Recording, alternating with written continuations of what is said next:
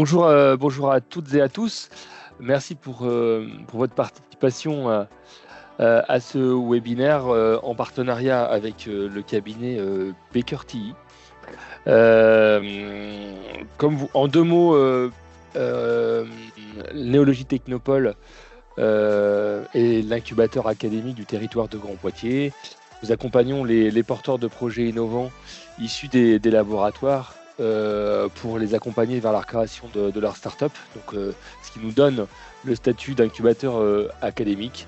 Et c'est dans ce contexte-là que s'inscrit ce webinaire, c'est de donner de l'information sur le financement des startups académiques, les outils que sont le CIR, le CI, le SICO vont vous être présentés, ainsi que tout ce qui est effectivement JE, tous ces outils aussi qui permettent effectivement fiscalement d'avoir des impacts sur votre projet. Donc sans plus tarder, je vais laisser la place à Valentin Castelli-Quérec de Baker Tilly qui va effectivement vous présenter ces différents dispositifs, et je vous souhaite un bon webinaire, une belle matinée. Merci Vincent. Alors du coup, je partage mon écran. A priori, vous devriez le voir. C'est bon? Ok. Alors, effectivement, j'ai une petite slide de présentation. Voici le plan de cette heure qu'on va passer ensemble. Donc voilà, petite introduction de Vincent et de moi-même. Une très très courte présentation de Baker Tilly, promis. Je ne vais pas vous embêter avec ça. Et puis on va parler des différentes aides fiscales effectivement qui sont à disposition, et peut-être un petit peu du contexte aussi dans lequel on est en cette fin d'année, avec, vous savez, ce fameux projet de loi de finances qui est âprement débattu et qui engendre beaucoup d'incertitudes. Et puis ensuite, on va dérouler les différents dispositifs après avoir expliqué ce qu'était la différence entre la R&D et l'innovation, parce qu'il faut vraiment que vous puissiez vous positionner sur vos activités afin de savoir à quoi éventuellement vous avez droit. Puis on finira par effectivement un petit temps d'échange. Très très brève introduction. C'était dans le Figaro mardi dernier. On peut voir le verre à moitié vide ou à moitié plein. L'État apporte son soutien financier à une entreprise innovante sur 5. Donc c'est à la fois beaucoup et pas assez. C'est beaucoup parce que ça représente des milliards, et on est plutôt bien placé dans les pays de l'Union européenne par rapport à ce sujet. Mais vous voyez qu'il reste encore 4 entreprises innovantes sur 5 qui ne bénéficient pas de l'aide de l'État. Alors, ça peut être par méconnaissance des dispositifs ou parce que les dispositifs n'aident pas la globalité de l'innovation et de la recherche et le développement. Mais en tout cas, moi, je pense qu'il y a quand même un déficit de notoriété et déficit de connaissances sur ce dispositif qui sont effectivement pas forcément faciles à appréhender en première approche. Et j'espère être balayer un petit peu l'ensemble des aides fiscales et les démystifier. En tout cas, c'est ce que je vais essayer de faire. Alors très, très rapidement, un petit instant auto-promo, mais vraiment très rapide. Baker Tilly, on est c'est un réseau international de conseils d'audit expertise comptable. Donc on est, vous voyez, dans le top 10 au niveau mondial. Alors souvent, quand on dit dans le top 10, c'est-à-dire qu'on n'est pas dans les premiers, mais on est plutôt dans les 9-10, je crois qu'on est 9. Et puis voilà, en France, on est, c'est pareil, dans le top 10, je crois qu'on est 9e au dernier pointage. On est essentiellement basé dans l'Ouest, et on s'implante un petit peu partout en France. On fait beaucoup de choses. On a 151 métiers, je crois, différents dans le groupe, et on a en plus des sociétés spécialisées comme cabinet d'avocats et autres. Donc, on va pas passer en revue tout ça. Sachez juste qu'on a une offre dédiée à l'accompagnement de l'innovation et des startups, qui est vraiment identifiée avec une équipe d'experts spécialisés.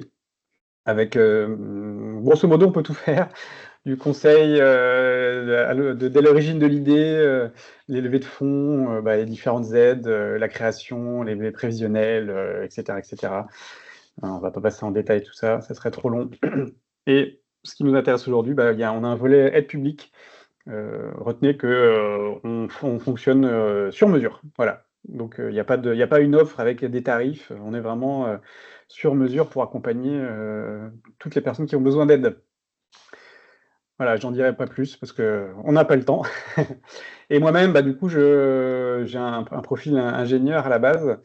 Et je suis expert en innovation, stratégie, et voilà, retenez que ça fait 18 ans que j'accompagne des entreprises sur ces différents sujets de financement de l'innovation. J'ai calculé, je crois que je dois avoir fait plus d'un millier de dossiers. Donc j'ai quand même quelques heures de vol sur le sujet. Alors, on embraye tout de suite sur ce fameux contexte. Aujourd'hui, fin novembre, si vous suivez un petit peu l'actualité, vous savez qu'il y a beaucoup d'incertitudes, il y a beaucoup de choses qui se passent autour de ce projet de loi de finances, parce que bon, voilà, l'État a des petits soucis d'argent, et donc la plupart des aides fiscales pour la R&D et l'innovation, elles sont passées au crible dans le cadre de cette loi de finances pour 2025. Le gouvernement a proposé de réduire la voilure, et en fonction de cette navette parlementaire, là, alors c'est pas fini, hein, mais il y a eu beaucoup de psychodrames, de jeux de pouvoir, de luttes d'influence entre les partis, des rebondissements, des non-sens. Il y a des députés qui proposent des amendements et qui ne votent pas le texte final, des coups de théâtre. Alors aujourd'hui, là où on en est, il est au Sénat. Il y a eu, les députés à l'Assemblée ont proposé beaucoup de choses, et finalement le texte qui est envoyé au Sénat n'est pas le texte amendé. Donc les sénateurs ajoutent leur contribution, ça va revenir, et il est fort possible que la version définitive soit votée dans la deuxième quinzaine de décembre avec un 49.3. Donc le gouvernement va pouvoir finalement proposer un peu ce qu'il veut. Et le souci, si le gouvernement est censuré, le projet de loi de finances n'est pas adopté. Donc c'est une reconduction de budget 2024, ce qui serait plutôt finalement une bonne nouvelle pour les dispositifs fiscaux, à exception d'un. Mais voilà, aujourd'hui, rien n'est sûr, mais on peut quand même imaginer, si jamais ça passe en 49.3 et que le gouvernement n'est pas censuré, il y a quand même des choses qu'on peut à peu près deviner de par les interviews des différents ministres et, des différents lobbying, des échos qu'on a, un petit peu les bruits de couloir. Il y a des choses qui sont assez prévisibles, on va dire, et donc elles seront notifiées par ce petit logo loi de finances 2025 dans le reste de cette présentation. Alors, avant de rentrer dans le détail des aides, c'est vraiment important de savoir si vous faites de la R&D ou de l'innovation, parce que les aides fiscales nationales, contrairement à la plupart des aides directes, par rapport à ce que peut proposer l'ADEME, BPI ou autres, elles sont fléchées vers des activités spécifiques, donc soit la R&D, soit l'innovation, sachant que les textes légaux n'ont pas inventé ces deux notions, hein, elles sont fortement liées à deux guides internationaux qui ont émergé parce qu'il y avait un besoin de définir ça. Alors, il y en a un qui s'appelle le manuel de Frascati, ça c'est pour la R&D, donc c'est une ville, hein, c'est pas une personne. Et le deuxième, c'est le manuel d'Oslo. Ils sont disponibles en PDF sur Internet. C'est assez imbitable à la lecture, mais en tout cas, c'est sur ces deux grands ouvrages que l'État s'est positionné pour définir ce que c'était que l'un ou l'autre. Alors, la R&D, il y a trois types de R&D. La première, c'est ce qu'on appelle Alors, tout est un petit peu simplifié hein, dans le cadre de cette présentation. Petit disclaimer, on pourrait faire un webinaire sur chacune des slides que je vous présente, mais pour que ça soit compréhensible et pas trop indigeste, disons que j'ai un petit peu simplifié. Donc la recherche fondamentale, c'est explorer pour mieux comprendre, sans viser une application particulière, grosso modo. Hein, ces travaux du CNRS, les gens qui gagnent des prix Nobel, souvent c'est la recherche fondamentale. La recherche appliquée, c'est essayer de trouver une application à ces découvertes. Et le développement expérimental, c'est transformer ces connaissances en produits ou procédés concrets, nouveaux ou améliorés. Donc vous imaginez que la plupart des entreprises qui font de la R&D, elles sont souvent dans cette troisième catégorie. Alors, petit exemple illustratif avec l'énergie solaire. Recherche fondamentale, c'est tous les scientifiques qui ont exploré les propriétés du photon et la possibilité de les convertir en l'énergie lumineuse en électricité. La recherche appliquée, ça a été la conception de la toute première cellule photovoltaïque capable de transformer la lumière en électricité. Puis, développement expérimental, c'est la première fois qu'on a fait un panneau solaire. Vous voyez, en fait, on est chronologiquement sur ces trois choses. Sachant qu'une opération de R&D, elle se définit aussi par 5 critères aujourd'hui. Un critère de nouveauté, c'est-à-dire qu'il faut créer des connaissances techniques et scientifiques nouvelles. Si vous n'avez pas ça, c'est pas de la R&D ce que vous faites. Il faut qu'il y ait une notion d'incertitude. En gros, un verrou scientifique à lever, une difficulté technique qui vous contraigne à mettre les mains dans le cambouis. Une notion de créativité, appliquer des concepts nouveaux, des idées nouvelles, débouchant sur de nouvelles connaissances, comme on l'a dit. Il faut essayer de faire différemment. Systématicité, ça c'est le fait d'avoir une démarche structurée, formalisée, planifiée, méthodique. Par exemple, on veut tester telle hypothèse, on a essayé, on a obtenu tel résultat et on recommence avec une autre hypothèse. Vous voyez, c'est la structuration un peu classique. Et une notion de transférabilité, reproductibilité, c'est-à-dire que les résultats doivent être reproduits dans des conditions similaires par d'autres entreprises ou par d'autres laboratoires, et ça doit pouvoir s'appliquer à d'autres projets ou domaines. Ce qui est très important dans cette notion de R&D, c'est la notion d'état de l'art. L'état de l'art, c'est l'ensemble des connaissances, des méthodes, des techniques dans un domaine spécifique à un moment donné. Donc c'est vraiment l'ensemble du savoir sur un sujet. C'est une analyse de tout ce qui a été publié, les études, les thèses, les articles, etc., etc. Il sert à positionner une thématique par rapport à ce qui a été fait, à identifier éventuellement du coup ce qui n'a pas été fait, et puis bien sûr à éviter de reproduire des travaux déjà accomplis. Mais si j'en parle, c'est que dans la R&D, il faut pouvoir montrer qu'on va plus loin que l'état de l'art. Quand on dit qu'on veut recueillir des nouvelles informations techniques et scientifiques, il faut bien se reposer par rapport à quelque chose pour montrer qu'il y a un gap. Il faut présenter là où en sont les connaissances.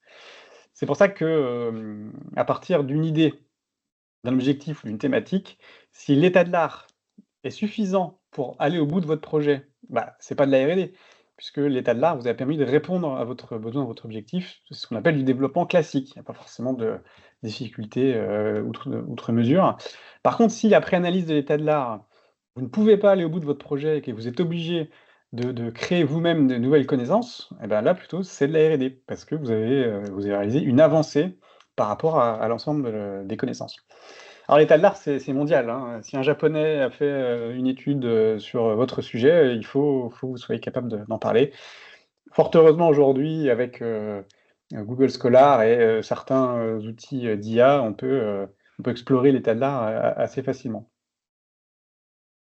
Alors, dans les textes légaux, la R&D, elle se précise sous forme d'opération et non plus sous forme de projet.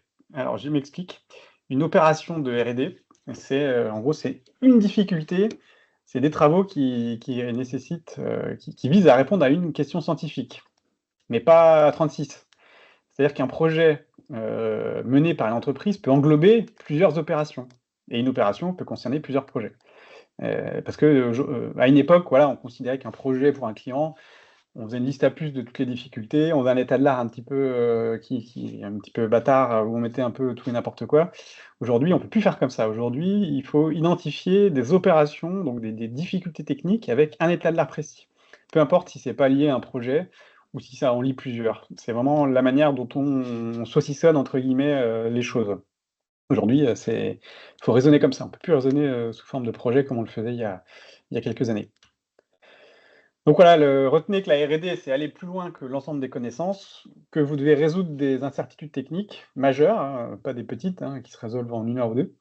Et il faut avoir une démarche scientifique structurée, planifiée, documentée, donc il faut une gestion de projet au cordeau. Et elle est, alors ça c'est un peu dommageable, mais elle est menée par des ingénieurs et des techniciens. Donc soit des gens qui ont le diplôme au minimum bac+5, assisté de bac+2 minimum, ou qui ont le diplôme, enfin qui ont l'expérience, pardon. Et voilà, quelqu'un qui a 0 diplôme, 0 expérience, on considère qu'il est l'État considère qu'il n'est pas capable de faire de la R&D. C'est dommageable, mais malheureusement, c'est comme ça. Alors l'innovation, qu'est-ce que c'est? Alors l'innovation, oubliez tout ce que je viens de vous dire, l'innovation, elle est liée à la notion de produit nouveau. C'est-à-dire que ce produit, il n'a pas encore été mis sur le marché et il doit être plus performant que les produits existants, de par ses performances supérieures sur au moins un des 4 plans suivants. Donc technique, tout ce qui peut être mesurable, et ça peut être l'éco-conception, donc quand on l'utilise, il émet moins de traces carbone, il a une consommation énergétique plus faible. Au cours de sa fabrication, on a été plus vertueux, on peut le réemployer, le réutiliser, et cetera, et cetera. peut y avoir la notion d'ergonomie. Il engendre moins de troubles musculo-squelettiques, la maintenance est facilitée, le parcours d'utilisateur il est prévu, prédit, optimisé, etc., etc. Et les fonctionnalités, par exemple, là, votre produit, il fait plus de choses. Donc si votre produit est plus performant que les produits existants du marché sur au moins un de ces 4 plans, on considère que c'est un produit nouveau. Et on considère que alors ça peut être matériel ou immatériel, hein, logiciel, ça marche aussi. Et on considère que la phase d'innovation, c'est celle qui va jusqu'à l'élaboration d'un prototype ou d'une installation pilote. Si vous faites votre produit, vous le vendez directement, qu'il n'y a pas de notion de proto V0, on considère que c'est pas de l'innovation. Il faut quand même qu'il y ait des développements qui aboutissent à un proto ou une installation pilote. Alors petit exemple, imaginons un véhicule urbain intermédiaire, donc petit, de nouvelle génération, performance technique, votre véhicule, enfin votre voiture, elle est plus légère que toutes ses concurrentes, elle a plus d'autonomie. C'est tout ce qui se mesure, souvenez-vous. L'éco-conception, elle utilise des matériaux recyclés, recyclables, elle inclut une gestion intelligente des ressources, elle a des panneaux photovoltaïques sur le toit, et cetera. L'ergonomie, les sièges sont adaptatifs, intelligents, en fonction de la morphologie des passagers. L'entretien est simplifié grâce à des parties modulaires, on peut le commander à la voix. Et fonctionnalité, il a un vidéoprojecteur, qui permet, de lire des films pour des séances de drive-in improvisées, la nuit. Et il y a des pédales rétractables pour avancer, sans énergie électrique. Donc voilà, alors j'ai cumulé un peu tout, hein, c'est un exemple, fictif, mais vous voyez que votre produit innovant, il peut être innovant de bien des manières. Alors ouais, ça c'est un schéma qu'on retrouve dans le BOFIP, le bulletin officiel des impôts. Ce qui est on verra sur la partie crédit impôt innovation. Les innovations de procédés, ça marche pas. Les innovations d'organisation, ça marche pas. L'innovation de commercialisation, ça marche pas. Faut qu'il y ait un produit avec un bien corporel ou incorporel nouveau, y compris s'il est inclus dans une innovation de service, et qui soit nouveau pour le marché. Donc finalement, c'est qu'une petite partie de l'innovation prise au sens large, qui est considérée comme de l'innovation au sens, finançable dans des dispositifs qu'on va voir par la suite. Et donc voilà, pour pouvoir prouver qu'un produit est nouveau, innovant, il faut donc pouvoir le comparer à ses concurrents. Et donc, à la place d'un état de l'art, là, c'est plutôt une étude concurrentielle qui est nécessaire pour analyser les caractéristiques et performances des concurrents, pour pouvoir comparer votre produit. Donc si on fait un petit peu le match entre les deux, la R&D, c'est se mesurer aux connaissances scientifiques, alors que l'innovation, c'est se mesurer aux concurrents. En R&D, il n'y a pas de nécessité de mise sur le marché de quoi que ce soit. Il faut juste mener des opérations de R&D. En innovation, il y a une nécessité de mise sur le marché. En R&D, il faut lever des doutes et des incertitudes techniques. En innovation, c'est pas nécessaire.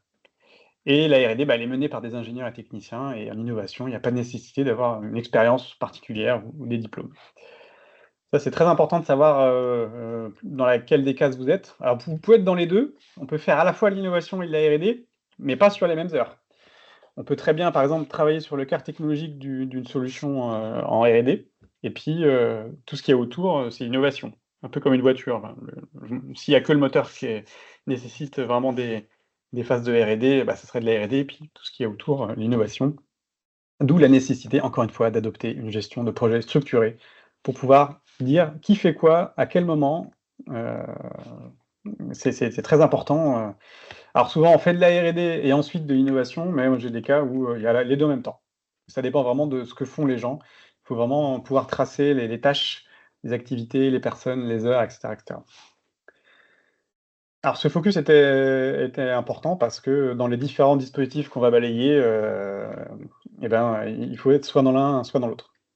Alors, le crédit d'impôt recherche, on en entend beaucoup parler, alors beaucoup en ce moment en plus, enfin de surcroît. C'est la première niche fiscale de l'État, hein, à peu près 7,6 milliards d'euros estimés pour 2024, vous voyez, c'est pas neutre. C'est un dispositif qui est vieux, il a 41 ans, comme moi, on est né la même année. Et c'est donc une incitation fiscale qui permet d'avoir une réduction d'impôt de 30% des dépenses, basée sur l'année civile qui s'est achevée, avec restitution immédiate possible pour certaines entreprises, notamment les PME au sens communautaire. Elle se déclare, donc c'est moins de 250 personnes, moins de 50 millions de chiffre d'affaires et moins de 42 ou 43 millions de bilan. Se déclare dans les mêmes délais que l'alias. C'est déclaratif justement, mais il y a possibilité de sécuriser en amont via ce qu'on appelle un rescrit. Donc c'est le fait de demander l'avis à l'administration avant ou pendant qu'on réalise les travaux. ce que je vous conseille très très fortement, on en reparlera. C'est une option annuelle, on peut faire de la du CIR une année, arrêter, recommencer. C'est ouvert à toute la R&D, donc il y a pas de alors ça, c'est pour ça qu'il y a des députés qui veulent légiférer. On peut faire de la R&D sur des algorithmes de trading, qui, vont provoquer des des micro-cracks à la bourse, ou on peut faire de la R&D pour trouver, des nouvelles manières de trouver des nouvelles nappes de pétrole, vous voyez? C'est le genre de choses, donc c'est ouvert, il peut y avoir de la R&D dans les sciences humaines, et cetera, et cetera. C'est aussi pour ça que les députés voudraient éventuellement recentrer, sur certaines, activités. Alors hélas, c'est un dispositif qui est largement capté par, les plus grandes entreprises, hein. Les 50 premières, elles concentrent à elles seules, quasiment la moitié du montant, du volume du dispositif, et les PME, alors qu'elles représentent 80 des bénéficiaires, elles ne consomment que seulement 27 des montants des milliards de CIR. Sachant que le montant médian, il est à peu près de 73 000 €. Donc il y a la moitié qui touche plus, la moitié et l'autre la moitié qui touche moins. Alors comment ça marche ce crédit d'impôt? Ça marche par, sur la partie calcul, hein, le calcul de ce qu'on appelle une assiette de dépenses, de R&D annuelle. Donc globalement, en gros, hein, la dépense principale souvent c'est les dépenses de personnel, hein, c'est les salaires bruts chargés, proratisés, à la R&D. Alors, aujourd'hui, les jeunes docteurs, dans les 24 premiers mois et sous certaines, conditions, on peut multiplier par 2. Ça, a priori, ça va sauter. Les dotations aux amortissements du matériel, R&D, donc pas les factures d'achat, c'est la dépréciation annuelle, du matériel, toujours, au prorata de la R&D. Les dépenses de fonctionnement, donc ça, c'est tout ce qui est, la consommation d'énergie, des consommables, on ne s'amuse pas à calculer le détail, c'est forfaitaire, donc c'est une formule, bête et méchante. 75 des dotations, 43 des dépenses de personnel, ça devrait passer à 40, et 200 des dépenses, de jeunes docteurs, ça devrait sauter. Donc en grosso modo, hein, pour la projet de loi de finances, ils envisagent de raboter le CIR pour, sauver d'autres dispositifs. C'est un peu ça l'idée. Vous avez les dépenses de protection de la propriété intellectuelle, ça devrait sauter, a priori. Les dépenses de normalisation, j'en parle même pas parce que je l'ai en 18 ans de carrière, je l'ai vu qu'une seule fois. Ça va sauter de toute manière, a priori. Les dépenses de veille technologique, donc ça, c'est tout les frais de participation à des congrès, des salons, les abonnements à des revues spécialisées, tout ça, ça devrait sauter également. Donc vous voyez qu'il y a quand même pas mal de alors ça représente pas la majorité, hein, parce que la majorité, c'est les dépenses de personnel, mais quand même, ça devrait simplifier le dispositif. Et il faut déduire, les aides que vous avez déjà perçues, dans le cadre d'autres, d'aides BPI par exemple, ou des aides régionales, départementales. L'État n'aide pas 2 fois les mêmes projets. Alors, il faut déduire ce qui est évidemment à concurrence de ce qui est déjà pris en compte dans le CIR. Si vous avez une aide pour faire une étude de marché dans le CIR, vous n'êtes pas obligé de la déduire. On doit déduire certaines dépenses de conseil, notamment celles qui sont, calculées au prorata, de ce que l'entreprise touche, et cetera. Donc ça s'appelle l'assiette de dépenses et on en prend 30 tous les ans. Alors, ça a l'air simple, hein, mais en fait, sur chacune de ces postes, il y a des kilos et des kilos de jurisprudence, de détails, de complexité, parce que, le dispositif ayant 41 ans, malheureusement, ça c'est un peu comme un millefeuille, tout s'est accumulé et donc il y a une littérature qui est, absolument, gargantuesque sur ce dispositif. Alors pour le calcul, voilà, moi je vous donne un conseil, hein, c'est que les services fiscaux, ils mettent à disposition une trame de fichier Excel, hein, il s'appelle tableau, underscore aide, saisie, dépenses R&D. Si vous tapez ça dans Google, vous allez pouvoir la trouver facilement. Et souvent, dans le cadre des contrôles, ils demandent d'ailleurs que, on utilise leur trame de calcul. Donc vous voyez que, il y a des petits astérix un peu partout, c'est quelque chose qui est assez, le calcul, il n'est pas laissé à la libre interprétation, des entreprises. Non, non, c'est quelque chose de très, très, très codé, codifié avec, vous voyez, un calcul à remplir. Il y a plein d'onglets. Heu, voilà, on fait pas n'importe quoi sur ce calcul. Alors comment il se justifie? Eh bien, chaque année, il faut produire ce qu'on appelle un dossier de justification, technico-économique, très complet. Et alors là non plus, on n'a pas le choix dans la forme, hein, la trame est imposée, on la retrouve même en annexe du guide du CIR, hein, qui est en fait un document PDF qui est édité tous les ans par le ministère de la Recherche. Alors on va pas lire ça, en détail ici, mais je vous ai fait vous ai fait un petit résumé derrière. Pour chaque opération de R&D, donc j'ai pas dit projet, hein, retenez bien, pour chaque opération de R&D, bah, vous devez expliquer le contexte de l'opération, hein, pourquoi l'entreprise veut la faire. Il faut donner éventuellement des indicateurs de R&D. Est-ce qu'il y a eu des publications? Est-ce qu'il y a eu des docteurs? Est-ce qu'il y a des collaborations avec des laboratoires? Est-ce que ça a amené à un brevet? Voilà, ce genre de choses. L'objet de l'opération, c'est en gros la démarche suivie pour établir l'état de l'art et l'état de l'art. Donc il faut pouvoir montrer l'état de l'art, hein, l'ensemble des connaissances. Bon, souvenez-vous, c'est pour pouvoir montrer en quoi on est allé plus loin que cet état de l'art. Il faut expliquer les verrous technologiques et les incertitudes à lever. En gros, pourquoi est-ce que pour aller au bout de notre projet, ça va pas être facile?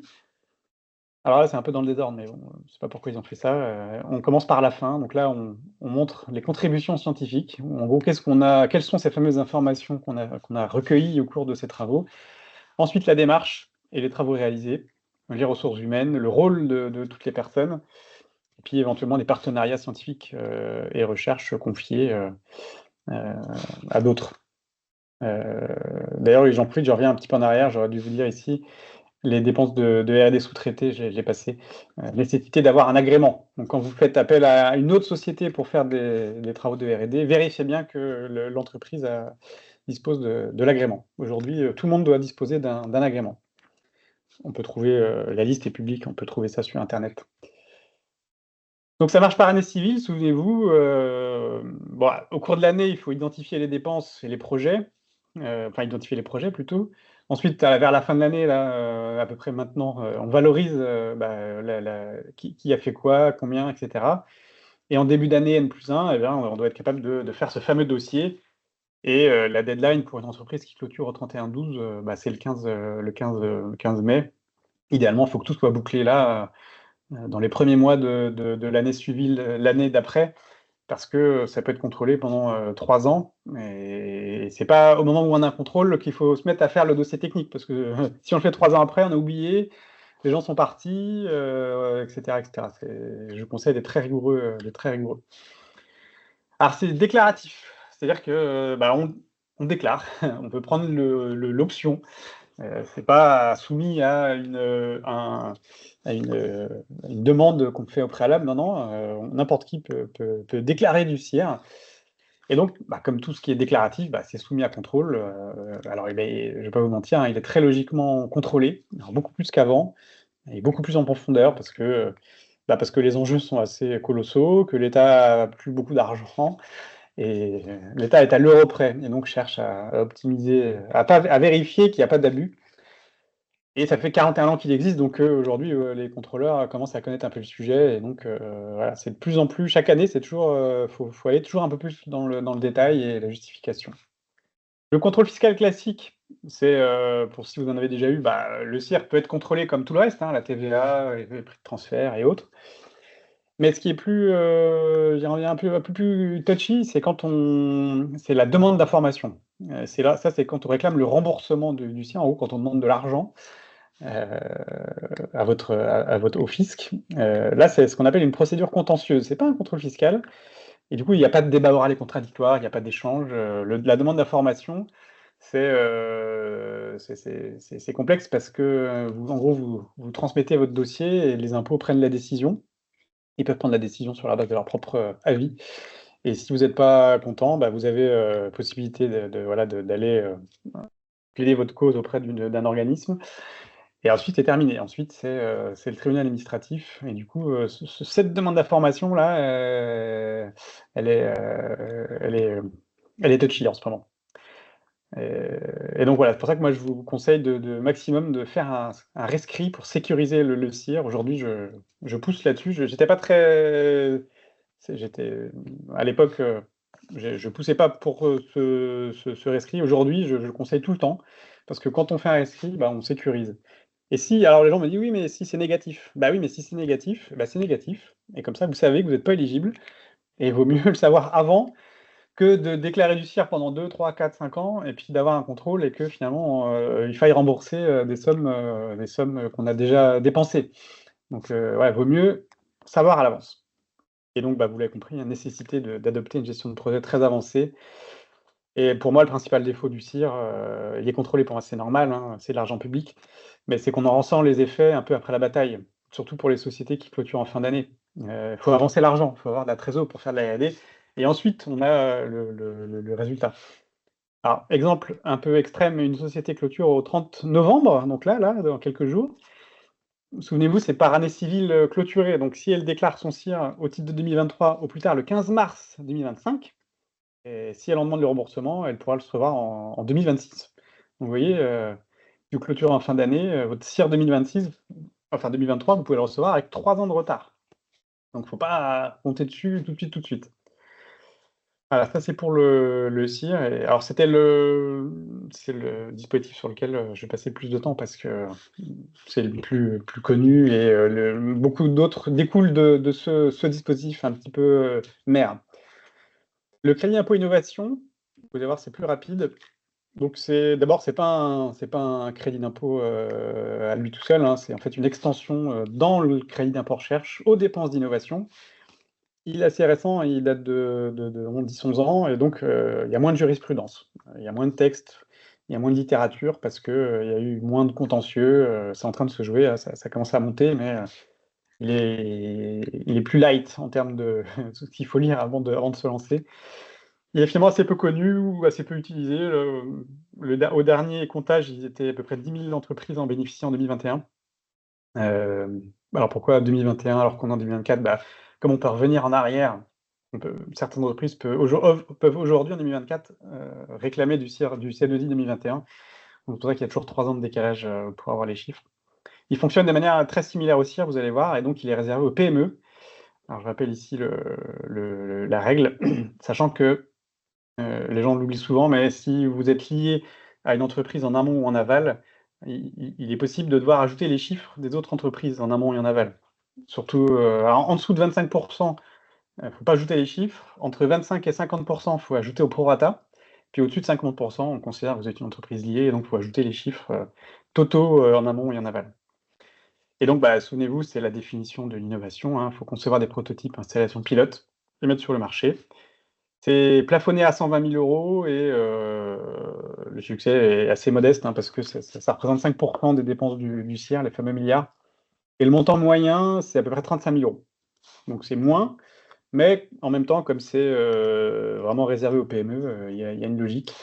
Donc l'assiette de dépenses, vous la reconnaissez, elle est un peu plus light que celle du CIR.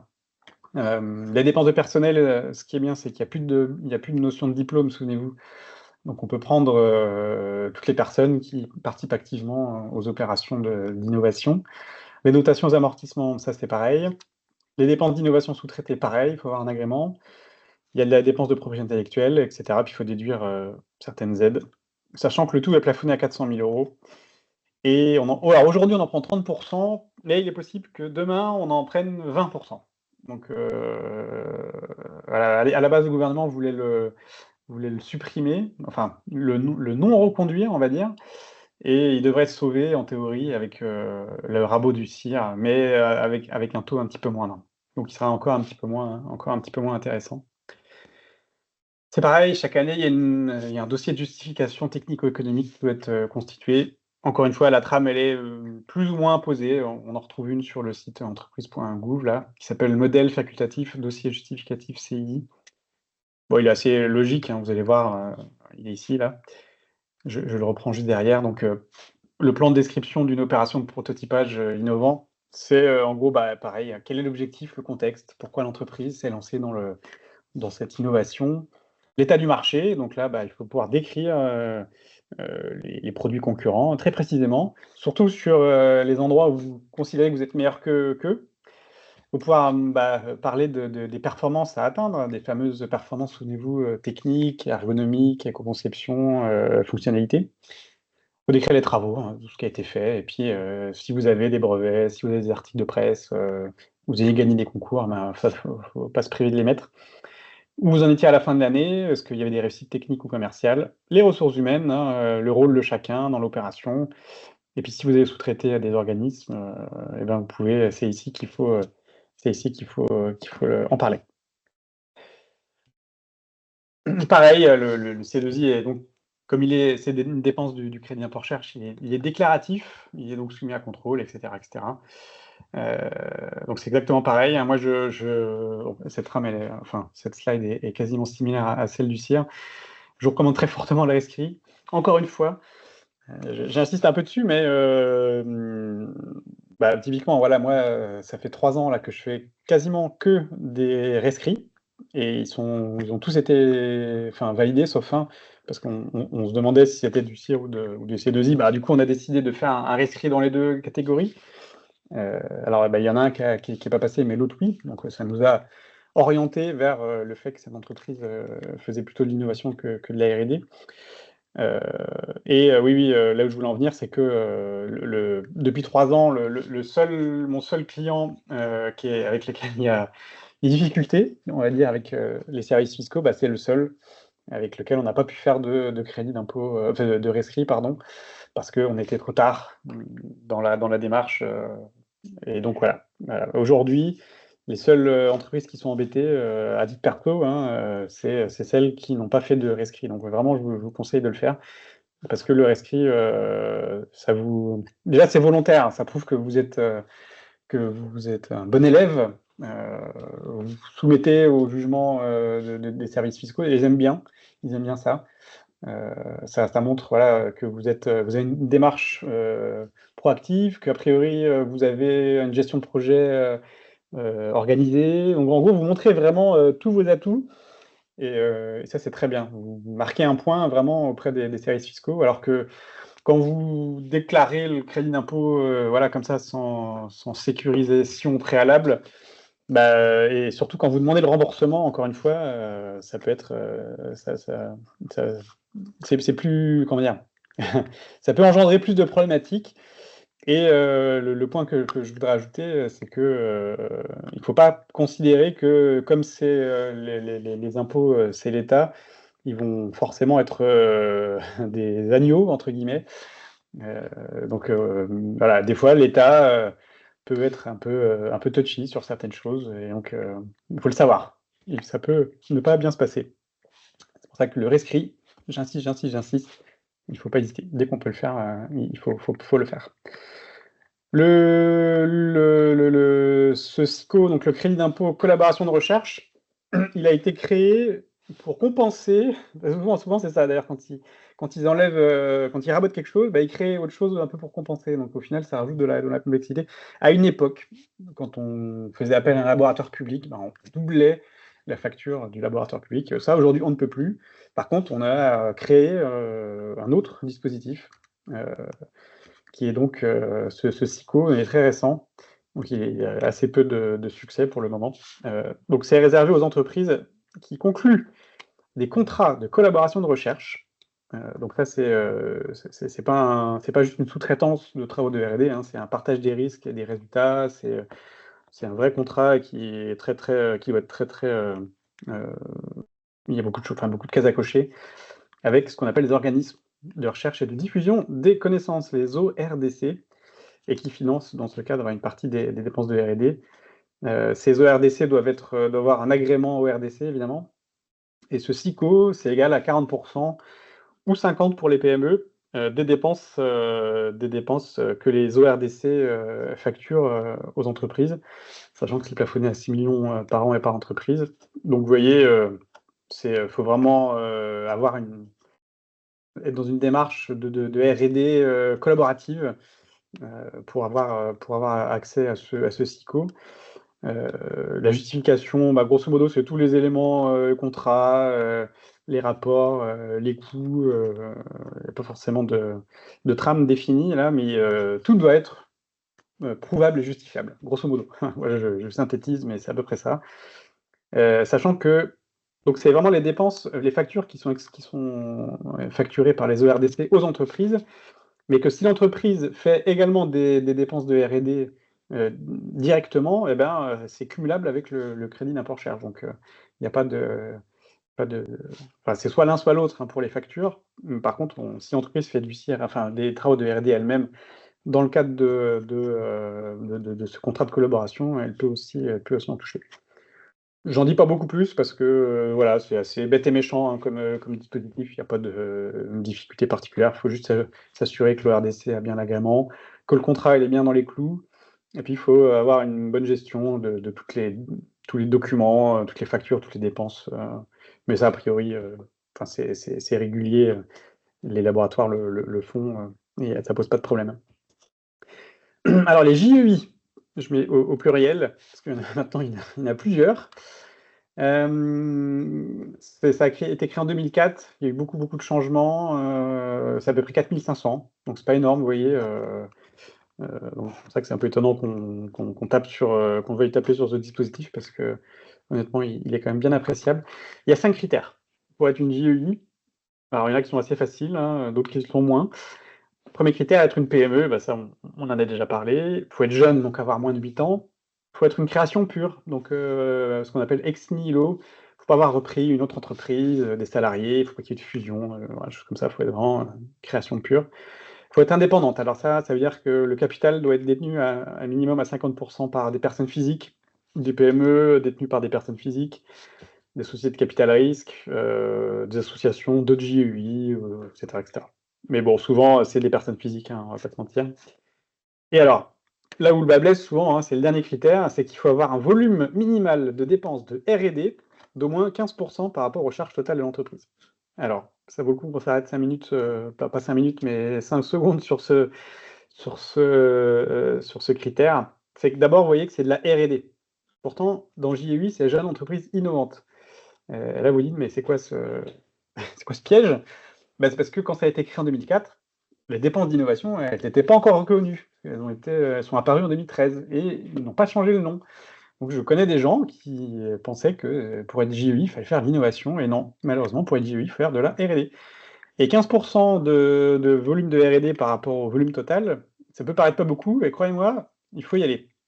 Et le petit souci, c'est qu'a priori, au Sénat, là, ils ont augmenté à 20% les charges totales, les charges de R&D par rapport aux charges totales. Donc, a priori, il y a un quart des JEI qui ne pourraient plus être JEI parce que moi, la plupart de mes JEI, elles sont entre 15 et 20. Donc 20, c'est mort. Alors, le principal intérêt des JEI, en tout cas celles qui ont été créées dernièrement, là, c'est une réduction des charges patronales d'à peu près 50% sur le personnel qui est affecté principalement à la R&D, il y a plus de 50% de leur temps, sur les ingénieurs, chercheurs, etc. etc. C'est en gros, vous passez d'un taux de charge de 40 à 45 à 18 à 22, quoi. Donc clairement, c'est une aide très, très, très précieuse les premières années, parce que le taux de charge patronale, en France, il est assez énorme. Alors c'est déclaratif, mais alors là, le rescrit est encore plus fortement conseillé, parce que vous êtes quasiment sûr d'avoir un contrôle soit URSSAF, soit fiscal. Et il y a une trame qui est mise à disposition. Alors c'est pas un document Word, mais elle est directement dans le texte. De toute façon, vous tapez trame JEI. Et le rescrit, voilà, doit être absolument déposé avant la date limite de dépôt de la déclaration fiscale de l'exercice visé. Donc ce JEI, cumulable avec le crédit impôt recherche, bien qu'il diminue un petit peu l'assiette des dépenses, hein, parce qu'il y a on a une réduction des dépenses de charges patronales, donc il y a en cascade une petite diminution du CIR. C'est un super dispositif, et j'espère qu'il va rester. On passe au JEU. Alors c'est une espèce de déclinaison des JEI créé en 2008. Alors il y en a extrêmement peu. Pareil, je n'ai pas de chiffres, mais j'en ai croisé que 2 ou 3. Alors être une PME, pareil. Moins de 8 ans, pareil. Création ex nihilo, idem. Être indépendante, idem. Donc là, on a les 2 derniers critères, ils changent.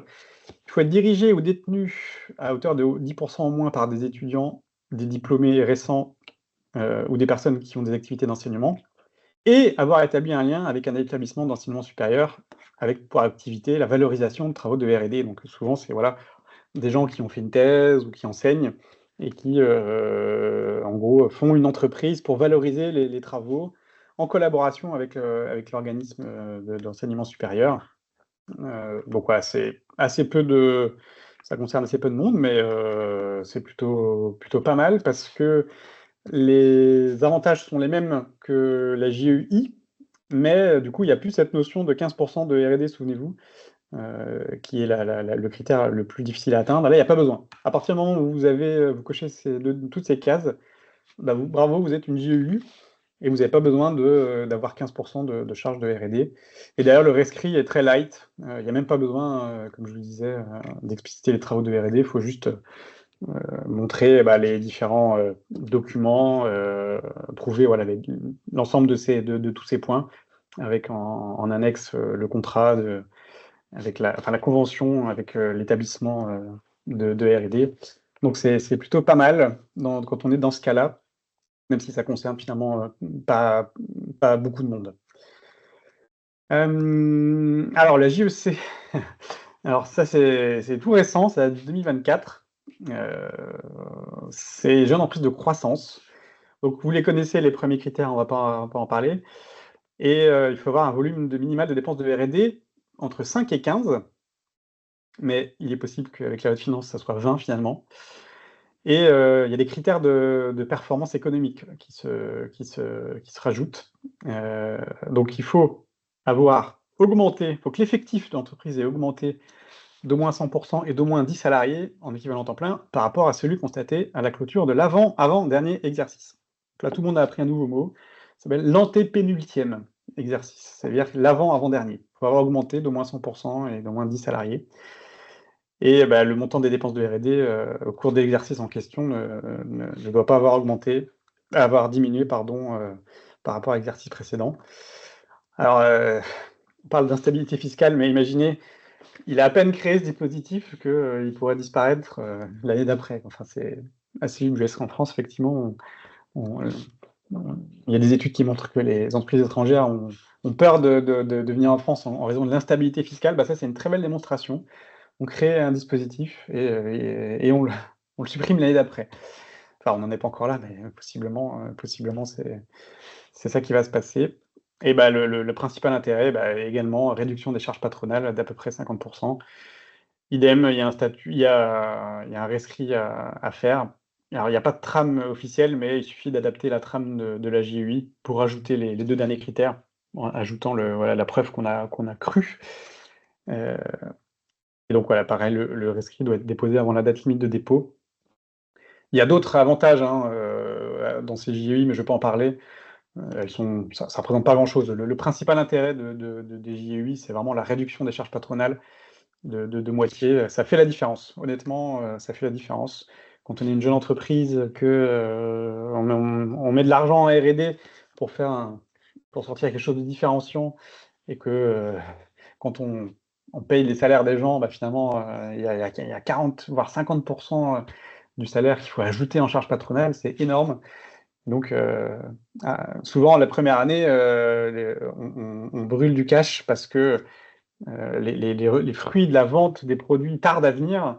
Et du coup, ces dispositifs de JEI sont vraiment très adaptés aux jeunes entreprises qui ont besoin d'aide parce que avant d'être profitable, il faut faire de la R&D et ça coûte beaucoup.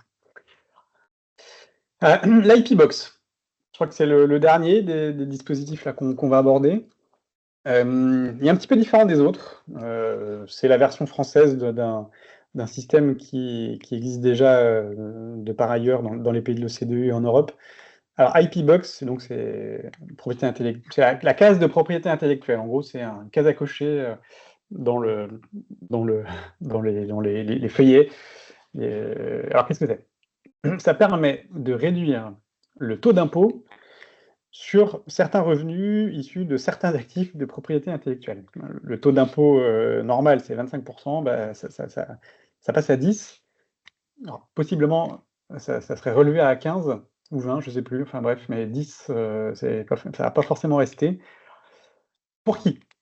Alors là, ça ne concerne pas beaucoup de monde parce que c'est assez restrictif. Du coup, vous voyez que si c'est une diminution de l'impôt, ça veut dire qu'il faut payer de l'impôt, donc il faut être bénéficiaire. Déjà là, il y a beaucoup d'entreprises qui sautent. Il faut détenir des actifs de propriété intellectuelle, donc il y a une liste, mais bon, principalement, c'est les brevets et puis les logiciels originaux protégés par le droit d'auteur. Il faut tirer de ces actifs des revenus mais pas n'importe lesquels, hein, c'est des revenus sous forme de cession, concession, sous-concession. Donc ça veut dire que si vous avez fait un nouveau produit, vous l'avez breveté, que vous le fabriquez et que vous le vendez, ce produit, bah, vous n'êtes pas éligible parce que vous n'avez pas cédé ou concédé votre actif de pays. Il faut vraiment avoir une stratégie de valorisation qui est différente. Et il faut avoir engagé des dépenses de R&D pour obtenir ces actifs. Donc, vous voyez que ça fait, il n'y a que 4 critères, mais c'est assez fatal. Bah, il y en a très peu en fait, hein, souvent, quand on fait des brevets, bah, on fabrique ou alors, on le fait fabriquer et on le vend, enfin, vous voyez? Mais valoriser sous cette forme-là de cession, concession, sous-concession, il y a que finalement les logiciels où on vend une licence, à des utilisateurs. Mais le problème, c'est qu'il faut avoir fait de la R&D avant ou pendant, et aujourd'hui, faire de la R&D sur des logiciels, c'est plus enfin, pour que ce soit reconnu comme étant de la R&D, c'est plus compliqué que par le passé. Alors comment se calcule, l'IP Box? Ça marche pour chaque actif, c'est pas un truc au global, hein, c'est pour chaque actif de propriété intellectuelle. Donc il faut d'abord calculer les revenus éligibles de l'actif. Donc en gros, combien la cession, la concession, la sous-concession, vous ont rapporté sur l'exercice. Donc attention, c'est vraiment les revenus, cession, concession, sous-concession. Ça veut dire que si dans la facture du logiciel, il y a également des frais de maintenance, d'hébergement et cetera, ça, il faut les enlever. C'est vraiment, cession, concession, sous-concession. J'insiste un peu, mais c'est important. Il faut calculer les dépenses de R&D de l'exercice, alors à la fois en interne et en externe, qui se rattachent à cet actif, et on fait la soustraction. Donc les revenus moins les dépenses de R&D, c'est ce qu'on appelle le résultat éligible, mais c'est pas fini. Ce résultat éligible, on va venir le pondérer avec un facteur multiplicatif qu'on appelle le ratio Nexus. C'est quoi ce ratio Nexus? C'est un espèce de garde-fou. C'est-à-dire qu'au numérateur, vous avez les dépenses de R&D en lien direct avec la création et le développement de l'actif, réalisé directement par le contribuable ou par des entreprises sans lien de dépendance, fois 30%. Et au dénominateur, c'est l'intégralité des dépenses de R&D en lien direct avec la création, l'acquisition, le développement de l'actif. Alors, vous allez me dire, mais... Et donc le résultat imposable à 10%, c'est le résultat éligible, ou 3, fois ce fameux ratio Nexus. À quoi il sert ce ratio Nexus? Bah, il sert à encourager les entreprises qui font de la R&D sans passer par des filiales ou des sociétés sœurs.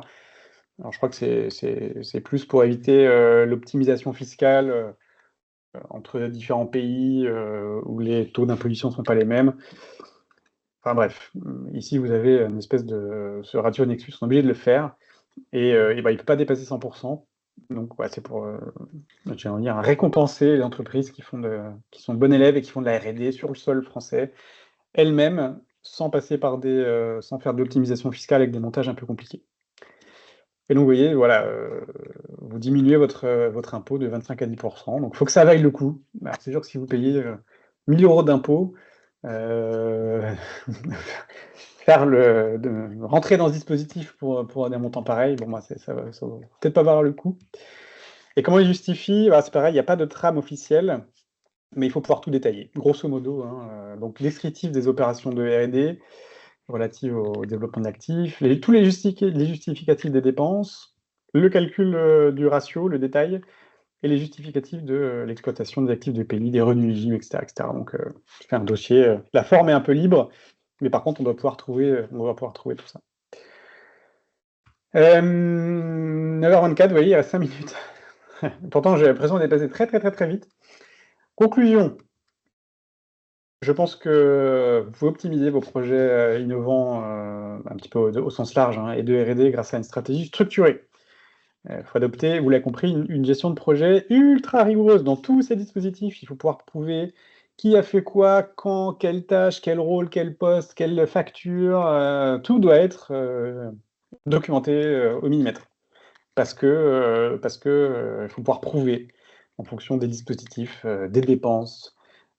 Et quand on gratte, et ben, il faut les CV, les diplômes, les feuilles de temps, les tâches, la chronologie, pourquoi, enfin, c'est vraiment, j'insiste, quand les impôts se mettent à gratter jusqu'au bout, faut garder les agendas, ça peut aller très loin. Donc il faut vraiment que tout ça soit très structuré. Si vous faites vos opérations un petit peu à la volée, sans forcément que ça soit planifié, documenté, etc., bah, le risque, c'est que 3 ans après, vous ne puissiez pas justifier. Vous ne puissiez pas prouver que telle personne a fait telle chose pendant tant de temps. Et du coup, bah, ça, vous donnez du grain à moudre aux services de contrôle qui vous reprocheraient de pas être en mesure de justifier. Faut maîtriser les outils disponibles pour pouvoir bien les articuler, parce que la plupart sont connectables, pas sur les mêmes choses, parce que l'État n'aide pas 2 fois les mêmes dépenses, mais si on s'y prend en avance, on peut arriver à articuler les choses de manière anticipée. Anticiper les contrôles en constituant des dossiers solides et en raison au maximum des rescrits. J'insiste. Les rescrits, moi j'ai répété au moins 5 fois, mais bon, je pense qu'il faut marteler la chose. Quand vous pouvez faire un rescrit, il faut le faire. Alors les gens sont frileux parce que oui, mais qu'est-ce qui se passe si le rescrit est négatif? Si le rescrit est négatif et qu'on vous dit que c'est pas de la R&D, c'est pas de la R&D et donc il vaut mieux le savoir avant plutôt qu'avoir à rembourser de l'argent qu'on n'aurait pas dû avoir. Donc honnêtement, voilà, moi je pousse. Et donc idéalement, vous voyez ces dispositifs comme la cerise sur le gâteau, comme un plus en raison de l'instabilité fiscale. Parce que, hélas, vous voyez, on est en 2024, on ne sait pas ce qui va se passer en 2025 et donc il ne faut pas tout miser sur des projets, sur le financement public, parce que vous pouvez avoir des surprises. Je pense à toutes les entreprises qui ont fait des plans sur 2-3 ans et qui tablaient sur un GEI, des exonérations et qui sont en train de serrer les dents là, parce que éventuellement tout ça sera jeté à la poubelle en raison de la disparition du dispositif. Vous voyez que ça peut poser problème. Donc j'ai envie de dire, il faut essayer de varier les sources de financement et pas miser complètement que sur ces dispositifs parce que, hélas, l'instabilité fiscale, c'est pas qu'un mythe. Voilà, il est 9h27. Est-ce que vous avez des questions? Alors je suis désolé d'avoir fait un petit peu catalogue, hein, mais malheureusement, on ne peut pas vraiment faire autrement. Sachez que, alors je vais peut-être remettre la SAD, il y a mes coordonnées et puis il y a celle de mon collègue Bakertilly qui est sur le bureau de Poitiers. N'hésitez pas à nous solliciter. De toute manière, chaque cas est unique. Malgré le fait que les descriptions soient précises, détaillées, par expérience, ça fait 18 ans que je sais que les gens ne savent pas s'ils font de la R&D ou de l'innovation, ils ne sont pas sûrs. Et donc, ça nécessite souvent là, de se pencher de manière vraiment précise sur chaque cas qui est unique. Dans les questions-réponses, pas de questions?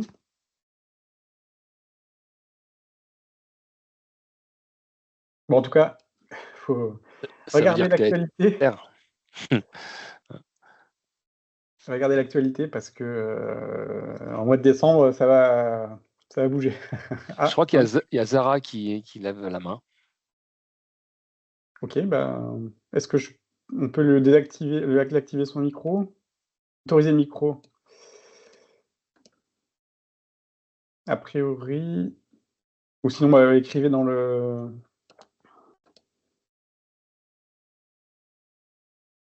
Ouais, je sais pas, je sais pas si Pourquoi je le peux... micro est désactivé, la caméra? On Désactiver est le peut-être micro. tous à faire la même chose en même temps.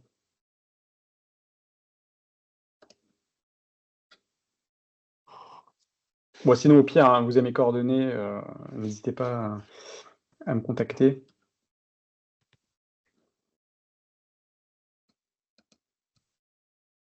Ouais, on peut que désactiver le micro, mais pas vous le... Ouais, autoriser. Ah, mais a priori, on vous a autorisé le micro, Zara, mais c'est vous qui devez l'activer, votre micro chez vous.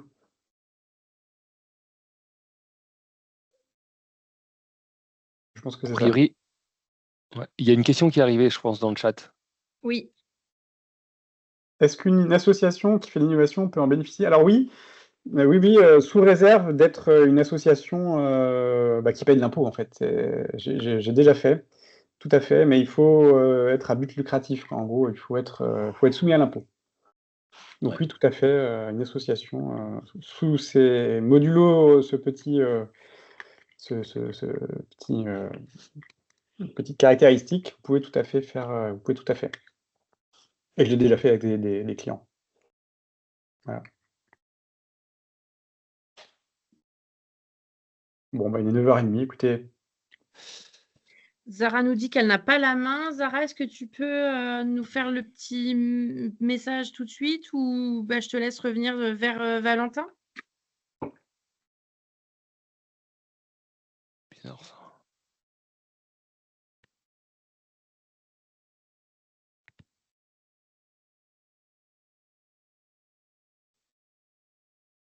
Pas la main.